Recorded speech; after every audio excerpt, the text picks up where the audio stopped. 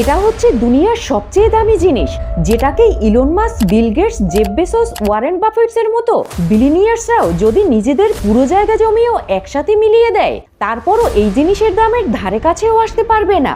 এই জিনিস এতটাই দামি যে এটা দিয়ে 443 আইএসএস কেনা যেতে পারে। আর যেখানে আইএসএস পৃথিবীর সবচেয়ে দামি জিনিস, শুধু এটাই নয়, এই জিনিস এতটাই বেশি দামি যে যদি কোনো মানুষ এটাকে কিনতে চায়, তাহলে এটা কিনতে তার ঘরই নয়, বরং পুরো দেশই চলে যাবে।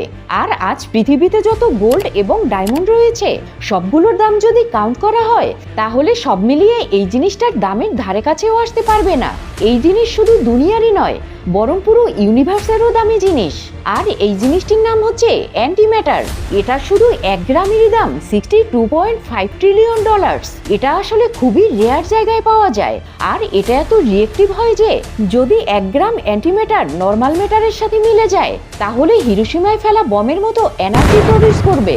তো এখন বুঝতেই পারছেন এই অ্যান্টিম্যাটার এতটা দামি কেন।